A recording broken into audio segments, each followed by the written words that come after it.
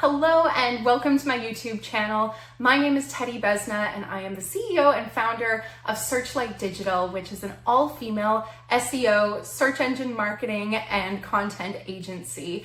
And I'm really excited to start posting some videos on here because all day long, I'm talking about SEO and digital marketing, which is absolutely a love and a passion of mine. But I'm also excited to have a space to talk about one of my other passions, which is entrepreneurship, and in particular, women and mothers who are entrepreneurs. And I'm really excited to kick off this channel by first diving into my own story and how I came to be in this role and fully self-employed and the leader of a growing team and a growing business. And I hope within this story that you find some inspiration and find some opportunities to lean into your own entrepreneurial story. So in addition to being a CEO and a leader, I am also a mother and a wife. I have 2 young children. And so the road to get to being a full-time entrepreneur and CEO has been filled with many twists and turns that life tends to throw at us. And I think a lot of the stories around entrepreneurship tend to be very cut and dry or very extreme, where people are able to simply, remove all other distractions of their life and dive in and, get outside funding. And there's a lot of these stories where it seems like only people who are very young or single, who already come from wealth can access these kinds of things. But I hope that my story shows that there is a lot of different ways to approach entrepreneurship and that you can really look at your whole life, take that experience and move forward into being self-employed and living a life that really fulfills you. So my story actually begins before I was even born. I come from a long line of entrepreneurs and self-employed people. My great-grandfather owned a printing press. One of my grandmothers owned a bookstore. Another grandfather owned a chain of dry cleaners. And my own father owned a couple pet stores for about 25 years. So I was very much exposed to entrepreneurship and small business ownership as an option for a career. And I think that that type of exposure and even just perceiving that self-employment is an option is a huge stepping stone in the right direction, because I grew up with so many people who their parents, had sort of regular, normal 9-to-5 jobs. They worked for the government, they worked for, other large organizations. And I think the thought of working for yourself can seem really scary and overwhelming if you're not exposed to it. And I think on the other side of that, now we're facing an issue where people are showing what it is to be an entrepreneur, what it is to be self-employed in a very glamorized way, where it's, I work 2 hours a day and I'm living on the beach and I'm in Bali. And that's also not necessarily what entrepreneurship is for most people. So I consider myself lucky that I grew up sitting around the dinner table, listening to my parents talk about what happened at the pet store that day, from inventory to staffing, margins, the reality of needing to get up at 2 o'clock in the morning because the power went out. So getting a very realistic idea of what it means to be an entrepreneur. And for a long time, I actually thought maybe being self-employed is not for me, because this seems like a lot of work. It's a big headache, everything falls on your shoulders. But I think given my family history, entrepreneurship has been in my blood, and one of the first businesses that I ever started, Tedi's Pet Grass, actually lasted for about 25 years. Only in the last month did we have our final client close their doors. So I was able to do that from about 6 years old until now just shy of 31. So for a long time running that business, but I was always drawn to these sort of entrepreneurial endeavors. I would sell the plums from the tree on my backyard on the side of the road and make $2 a bag off of those. When my family and I went camping in the summers, I would make wasp traps out of old Coke bottles and sell those in front of the bathrooms at the trailer park that we stayed at. I would volunteer to, babysit, although I suppose not volunteer. I worked as a babysitter. I, would ask people if they needed help if they were throwing dinner parties. I hosted and helped throw dinner parties when I was about 11, 12 years old. So I was always looking for these opportunities and always felt the sort of draw towards being an entrepreneur, doing something different, doing something for myself, making a little bit of money here and there. So all throughout my life, I felt like I was looking for opportunities. And at that time, of course, I didn't think of it as entrepreneurship. I just wanted to be able to, buy some candy or buy that purse that I wanted as a young teenager. But it started to plant the seed within me that this was something that I wanted to pursue. I just didn't really know what. And I remember in grade 10, I took an entrepreneurship class, and that was the point that I was introduced to a university program in my town that was a Bachelor of Business Administration in entrepreneurship. And I knew even in grade 10, I was like, I want to go and get this degree. And so throughout my high school, I was working and I was always trying to build up my experience. I went to college and I got my, diploma in marketing. And then when I went to go and apply for this entrepreneurship program, I was so excited. I knew this was my journey. This was my path. And then when I applied, they wrote back to me and I was actually rejected from the program because I had just shy of 6 months of work experience to get into the program. I didn't meet their work experience. Even though I had been a lifelong entrepreneur, I had been working since I was legally able to work, I got, cut from that program. And so instead I went into the Bachelor of Communications program, which I loved and, which really gave me a strong foundation for a lot of the work that I do today, which is communication. And so when I finished that program, I was working a couple different jobs, and through a friend, I was connected to this really exciting startup in my town. And I, interviewed, and it was very much like what you see in the movies. We were all sitting around one table together, making it happen, 12-hour days, sometimes working 7 days a week to really pull through and start the growth on this company. So it was such an exciting time, and I remember those days fondly, especially those early days where you feel like you're a part of something, you feel like you're growing something. And looking back in retrospect, I take so much of what I do today, both things that I enjoyed and things that I thought, maybe I would do this differently. And being able to look back and be in that high growth, fast-paced environment obviously came with a lot of stressors, but ultimately was a really great learning environment for me moving forward. And one of the critical things that happened to me when I was working in that startup, especially in the early days, was I was surrounded by these women who were extremely creative, very visually driven, who were, fantastic marketers and, art directors, but a lot of whom had some hesitancy around sort of the data and the numbers and Google Analytics. People weren't really looking into it. And so as a young up and coming marketer, someone who really wanted to, explore and find my place within this company, that's when I said, you know what? I have an opportunity here. I'm going to be the numbers person. I'm going to be the data person. And so I tried to learn as much as possible about, Google Analytics, how it related to the creative work that we did, and started really establishing and developing myself from there. Eventually, I moved more into the SEO, paid advertising, the Google ads and Facebook ads for the company. And so I was able to really, grow my skill set and start to resonate more with the data and the technical side of marketing. I had always thought of myself as, a writer and a creative. And one of the things that I loved in particular about SEO was that it had this marriage between the creative and the analytical. And I really loved that. So that's what I started to pursue, and that's what I started to continue. And after I had been at the startup for a couple of years, I had an opportunity to volunteer with another marketing agency in town where they were connecting with nonprofits or social forward organizations and doing a roundtable to support them with their marketing. And that was such a turning point for me because I realized there's so many people who could benefit from the knowledge that I had. And working in one company and being in-house, I was able to go really deep and gain a lot of experience in our particular niche. But I realized that I wanted to be able to share this information with a lot of different industries and a lot of different businesses. And in particular, around this time, my dad was closing down his businesses.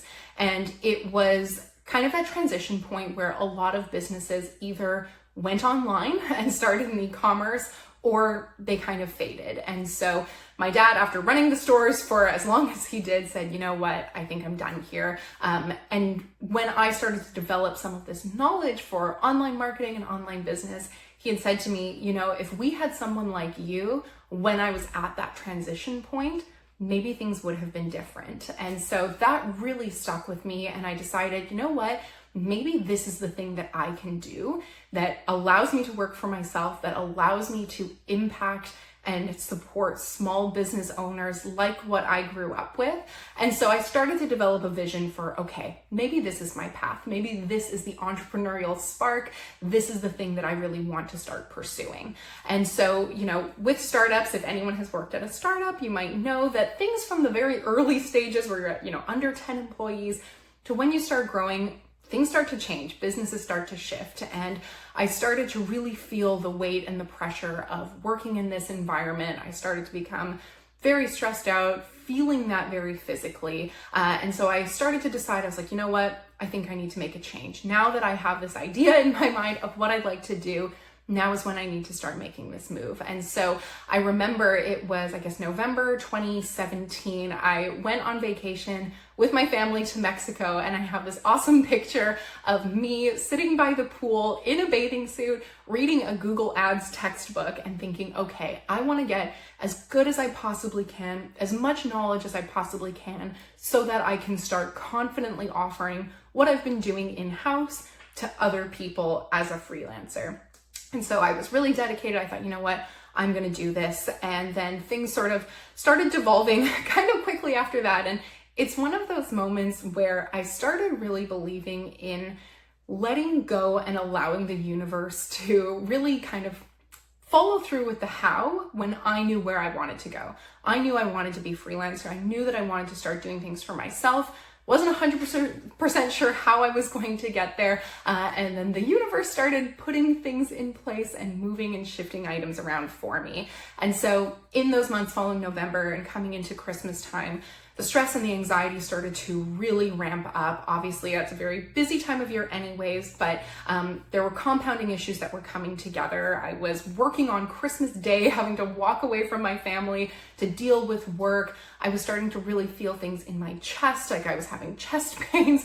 My scalp felt like it would be on fire. Anytime I got a Slack message, it just started to get more and more. And so at that point, I realized I need to start to develop a career where I can begin to build my freelance work. And so I started applying to government jobs so that I knew that I was only going to be there from 9 to 5. I knew I would have my flex Fridays to take meetings with clients, or I knew I wasn't going to be pulled into calls at 7 or 8 o'clock at night, that I would have that time to be able to start building my own business. And as luck and the universe would have it, at the very beginning of January of 2018, I was called in for a 2018 planning meeting. And if anyone has worked at a startup, you maybe know what came next. The marketing department got laid off and our job was actually outsourced to an agency. And so obviously that stung quite a bit, having put in years of effort and time and growing your expertise only to have your job outsourced. That was a bit of a dagger to the heart. I hadn't heard back yet from the government job, so I was in a bit of limbo, but I had been laid off on the Tuesday, and then by Thursday, I was actually offered my new government job. So I really was able to sort of land on my feet. I joke about it as almost being like a slingshot, where you're pulled back and you think, oh my gosh, I can't get any lower than this, being laid off, losing, all the time, the relationships that I had built over many years, feeling like a family. It's gut-wrenching. Anyone who's been through it obviously knows. And so I felt like I was pulled back, but then slingshotted into the stratosphere, because in the 3 weeks between getting laid off and starting my new job, all of a sudden, all of these opportunities started to appear. And so things like I was getting my nails done and my nail lady said, oh, we need a website for our business. So I built her a Squarespace website. One of my friends and colleagues at the time was working for another company that needed some help with their Google Ads. So I started to help them with their Google Ads. One of the people who actually I had met at that volunteer night Her husband had a janitorial business that needed some support, and she passed my name along to work with him. And actually now, 6.5 years later, we are still working together. So all of these pieces just started kind of falling in place. And so I started at my government job, and it was a really great reprieve to be able to sort of step back, take a breath, have a very different pace while still pursuing and working on my entrepreneurial endeavors. And so over that first, year or two, I was really working basically every evening, every weekend, working on freelance clients, building up my own business. And within 2 years, I was actually able to match my government income with my freelance income. And that was the point where I said, okay, clearly this can be something. I'm just doing this evenings and weekends. Imagine what I could do if I, was doing this full time. And so it came to a point where, again, I sort of asked the universe. I came and said, what should I do next? My husband and I were wanting to start a family. I wasn't sure if I should stay maybe in my government role and try to grow there, if I should go full time with, my business. What should I do? And so again, I sort of released it to the universe and I said, I want to be where I'm supposed to be. Guide me to how I need to get there. And within a month, I got pregnant, got a promotion, and my business grew dramatically to the point that I started to having to, outsource and bring on some people to support me. So I thought, well, that's not very helpful. That's kind of pushing me in all three directions. And at that point, it was late 2019, in sort of like October, November 2019. And I thought, okay, I guess I'm just going to keep having forward motion in all of these and we'll see. Obviously, getting pregnant, starting our family meant that at least my government job would be on the back burner for, an amount of time. But I thought, okay, am I going to come back to the government after having a child, or am I going to pursue my business? So I kept on moving forward. And then of course, March 2020 happens and the universe sort of starts to give a little bit more direction. At that point, the world shuts down. And from my government job perspective, I had been doing a lot of traveling. My role was about doing trade shows and sort of being in person, being on planes.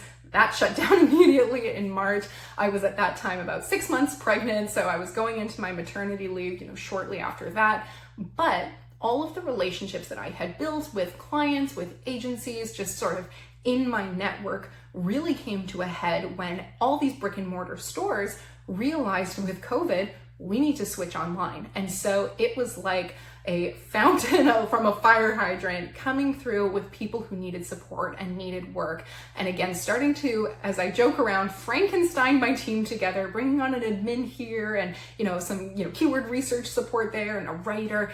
I was starting to build this business and I realized, okay, I want to take my maternity leave to see, can I make this into a real business? Can this be what I end up doing moving forward? So I opted out of benefits. I was like, I don't want to, put any money in. I don't want to get paid anything. I want to take this time to really discover if I can build the business to what I really believed it could. And over that, year that I was on maternity leave, things continued to grow and grow. And in fact, about 5 months after I gave birth to my first daughter, I ended up finding out that I was pregnant with my second. So seeing, having a surprise like that really also started to align my vision and my future steps, because certainly at that point, I was not going to be going back to my government job with, what at the time would have been a 17-month-old and a 3-month-old.